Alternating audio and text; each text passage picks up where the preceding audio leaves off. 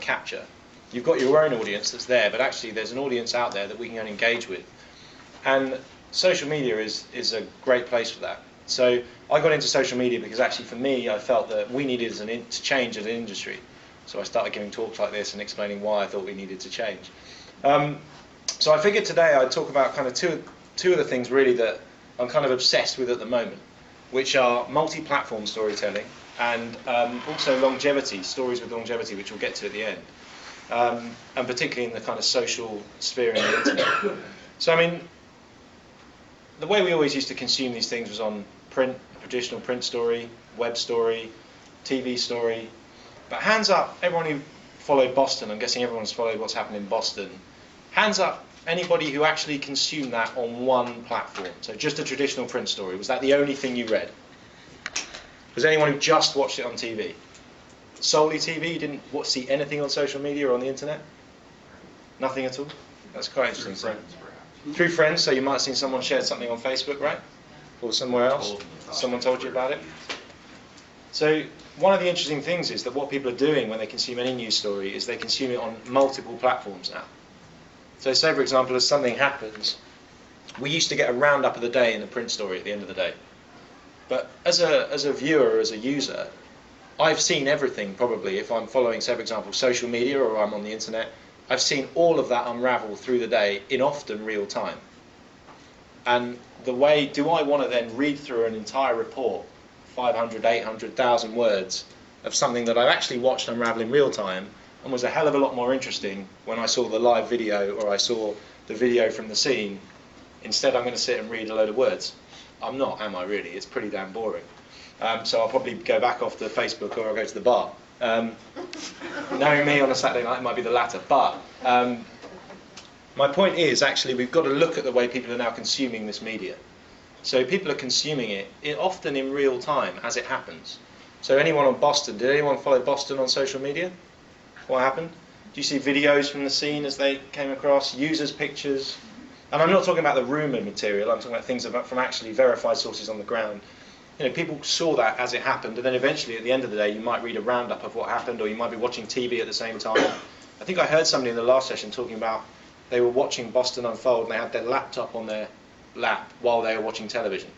And that's classic now, it's the second screen experience. You're watching it on Twitter or on social whilst you're watching it unravel on TV.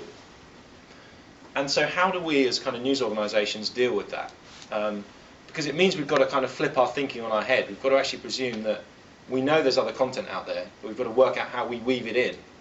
And there's a couple of ways of doing that. I mean, the traditional thing that, say for example on video, the traditional thing people used to do was you'd have a news report on web, you'd have the print, and then you'd have a video on top of it. But often that video was exactly what I'd just read. And everyone's been there and done that. You've read this news report, and then you've clicked on the video, and hang on, it's just a badly done video of something I've just read about, which was much better when I read it in text. And is there much point in that? Well, really there isn't. There's absolutely no point in it. You want to give someone a bit of something added. So I wanted to kind of talk to you guys today about some of the ways I've seen that done and weaved in, and things that you might be able to take back and actually use. So one of the things we utilise at the Journal is, has anyone used Storify? Or seen Storify? Some nods at the back. You know, so Storify is quite a good system of, it basically embeds into WordPress, a variety of other things, and it's a system whereby you can write like traditionally, but you can also pull in other material. You can pull it in at a date where you publish it, or you can actually now do it in real time, rolling.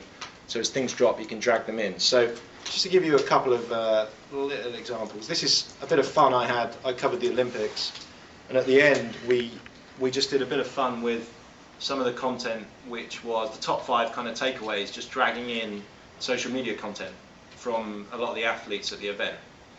Now this is fairly basic stuff, it's stills, pictures, etc. But what it allows you to do is kind of write around it. And that's nice, and it's good, and it's really, to be honest, fairly easy for anybody to use and utilise on any blog. And this is just on the Journal, but it's actually ripped from, it's on the Journal, but it's just embedded onto WordPress from Storify. And that's great. And so you could write a piece, and you can have, you know, your content all written out, and it can be good, particularly in real time. And one of the things that it allows you to do is actually pull in information which is kind of from the social web, which is one of the things we're kind of looking at. How do we deal with that? But for me, what it really doesn't do is it's still, and this is one of the biggest problems we've got at the moment, is it's still linear. You know, when you look at something, it's a very linear thing. But as it stands, it's a really easy tool for people to use. One of the things, let me just run you through, with multi-platform storytelling that we're bringing in at the Journal is something called World Stream. Has anybody seen this? This is our video kind of filing system. So people can file video from anywhere around the world, all of our journalists, and just file it straight to us on a desk from their mobile phone. It uses an app called Tout, who we work with, and it allows us to file videos for stories that we can then pull in. So anybody around the world can file a video, and it can drop in, and we can utilise that in any way, shape or form we want. We can drop it into a story, etc., which is great. And this, one of the things I'm trying to explain, show you guys, is kind of some of the layers that are needed to build up that kind of multi-platform storytelling. Because the idea of being a print journalist on a story, for example, or being a broadcast journalist on a story and only doing one part of it, writing the print or just doing the TV side, has now kind of gone. And particularly for print, because most news stories now involve incredible amounts of video and pictures.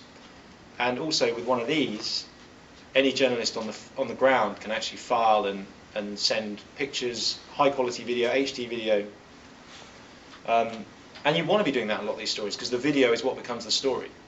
So a really good example of this, and one of the first times that I noticed a big trend was the London Riots. Did anybody follow that from here? It was an international story kind of a year ago. You know, it was quite a crazy thing to happen in London.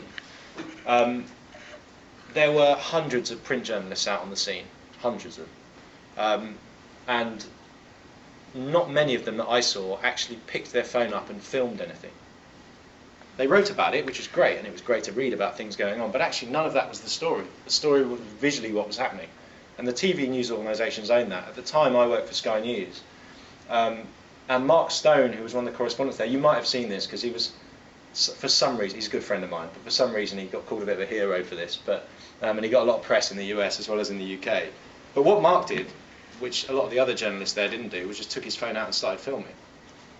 He was on his own, he got there quickly to Clapham, which is quite a posh part of London, and there was looting going on.